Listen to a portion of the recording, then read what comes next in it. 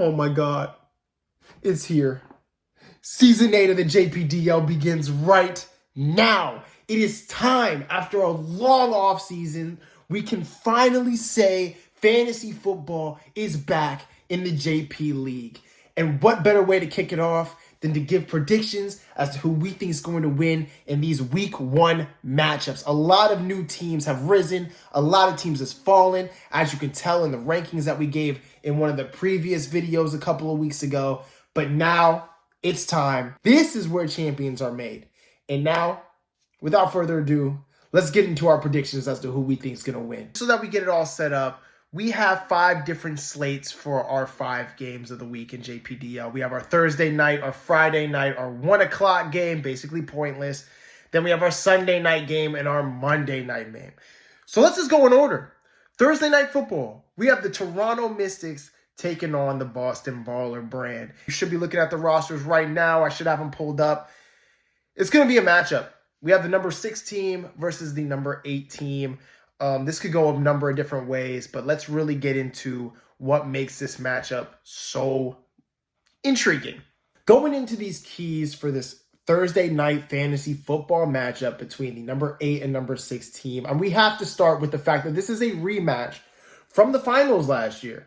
A finals in which Coach Daigle took it, despite the record. I mean, he's 0-2 against James Ball in the regular season in the Dynasty era. And overall, he's only 30% against James Ball in the overall record in fantasy history. I mean, Mitchell pulled off an upset.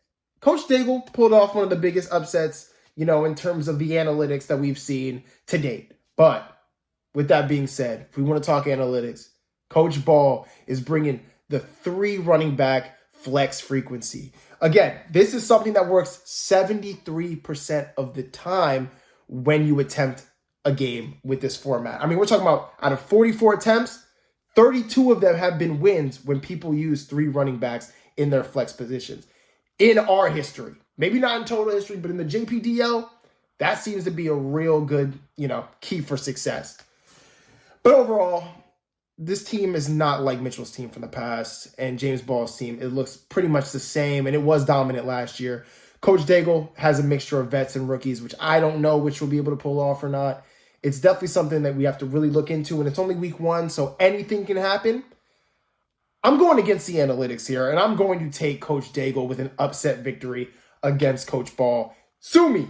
I think that's what's going to happen. Let me live. Caleb's going to go crazy. Now moving on to our Friday night fantasy football matchup. Now that's a tongue twister. We have the number 1 ranked Atlanta Juicers taking on the number 7 ranked New York 67ers. I have this being a pretty easy victory. I mean, you're looking at the rosters right now. I'm showing you the rosters as it speaks right now. I mean, number 1 for a reason. Atlanta Juicers looks heated, looks stacked. And if Jamar Chase is playing, call it a quits, baby. But let's go to the keys to the game. This is going to sound like Coach Diaz slander, but I promise you it's not, all right? I promise. This is going to sound like it. Coach Diaz doesn't pay his running backs. He's taking the real NFL ideology and applying it to fantasy football. And I don't think that's going to work for him.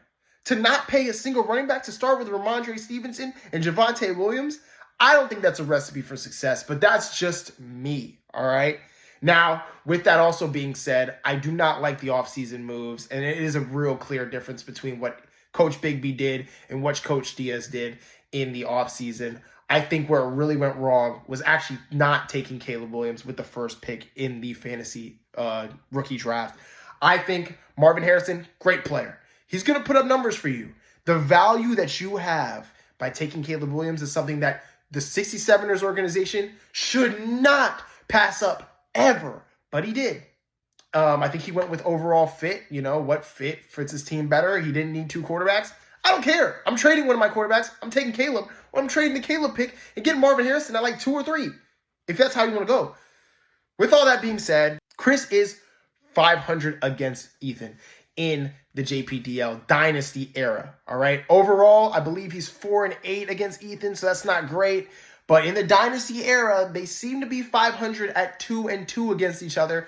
So that at least is some cause of, maybe New York does give Atlanta some problems in the heat of the moment, and let's see if it happens week 1. Man, all right, you should be seeing the rosters for the 1 o'clock game, and that is, of course, the number 9 Las Vegas Hurdlers versus the number 10 Dallas Lax Bros. And I'm not going to lie, there's not many keys to this game. I had to make up 3, so let's just go into them. I'm not even going to do a cut. We're just going to go right into it right now. One take. Listen, Gilchrist is in a much-needed rebuild. So I'm not giving him any, slack for what he's putting up week 1. What he's putting up week 1 is just showing that, look, I'm going to go out with a bunch of rookies. He's in the beginning of a rebuild. What can I say? 6 out of 10 of his starters are either rookies or sophomores. And the only 2, real big guys are quarterbacks who aren't even, that big. Nick has no reason to lose this. Coach Mills has no reason to lose this game. I think Las Vegas will handle him. Do I think that this is going to help Las Vegas's live power rankings up the season? This game specifically will probably not do anything for that. I think beating the number 10 team when there is a significant break between the 10 and 9, Coach Kwanzaa, I mean this with the most respect. This game is going to be difficult for you to pull off. I'm going to be honest. And this whole season is going to be tough. I think you're going to be breaking a lot of records in the wrong direction this year. But, maybe. This is his to lose. This is Mills' to lose. If Mills loses, Coach Mills loses, nowhere to blame but himself, and he'll probably go down at the number 10 spot in the power rankings. But outside of that, give me Las Vegas. And if I didn't say it earlier, give me Atlanta Juicers against the New York 6 and 7ers. We already knew that. I didn't even have to say that, but I just wanted to make sure and reiterate. Go to the next game. Now, this game, I'm going to try my best not to talk in the third person with myself because this is very weird, but you should be seeing the rosters right now for the Los Angeles Flames, the newly moved team, moved from Chicago to Los Angeles Flames against the Washington Kickball team and their rosters. This heavyweight battle, number 2, number 5. We're going to go get straight into the keys of the game because these keys are actually the most exciting of the week. I'm not going to lie to you for one reason and one reason only. Opening night, 5 projected starters on the first day of football. This game could very well come down to how these players perform on Thursday night, which is insane. And if you want to include Jordan Love on Friday night, we're talking about 6 players before Sunday. This game is going to come down to that Thursday and Friday night slots. Outside of that, this is the best version of Mark's team we have seen ever. CJ Stroud season 2, Justin Jefferson against Sam Darnold.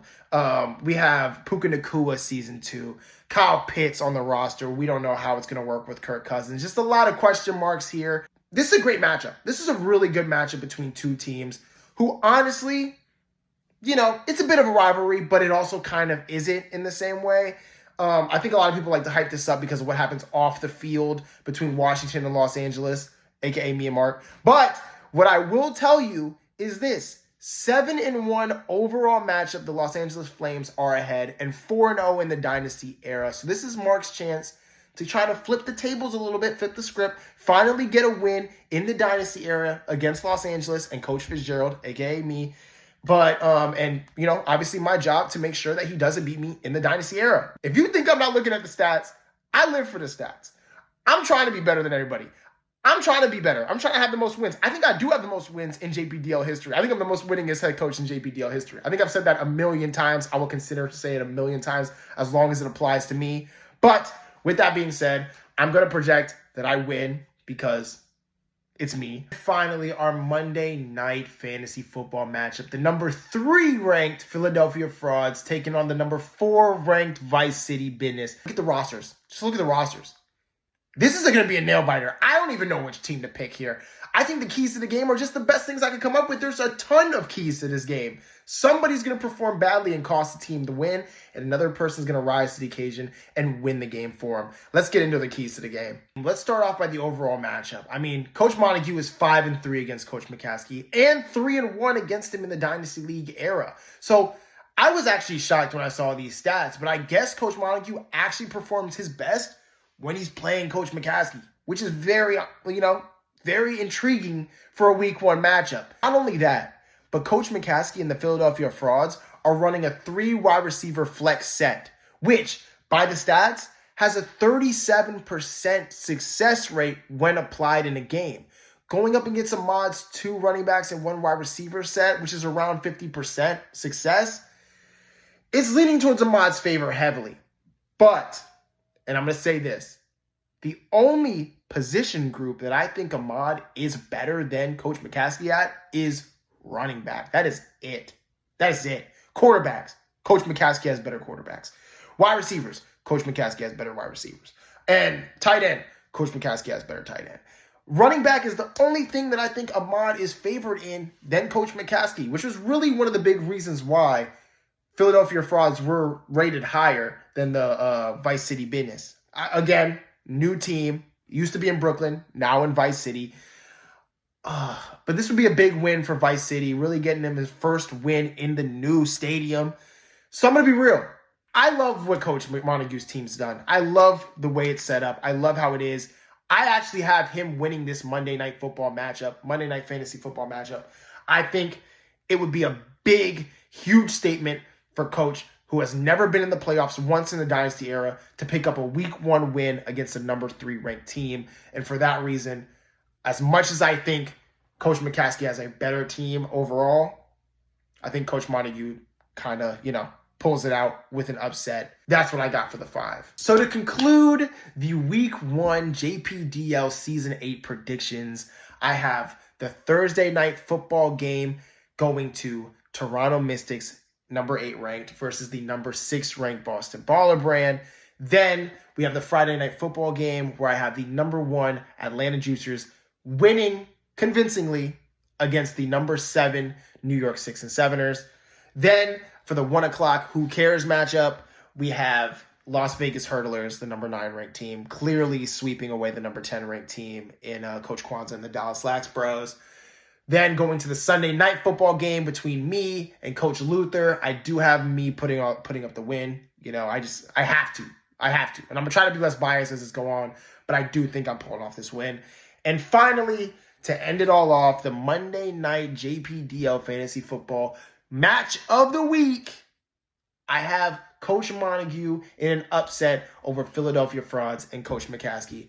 I think this is going to be a great Week 1 of football. I'm not going to lie to you. I'm excited. I'm heavily excited to see what this brings. Who's going to be great? Who's going to fall short? Who's going to get hurt? I don't know. Let's hope. Let's hope somebody gets hurt. I need to trade some people. Some people out here need to trade players. And I'm having it. Let's go. This is Week 1, baby. Let's go.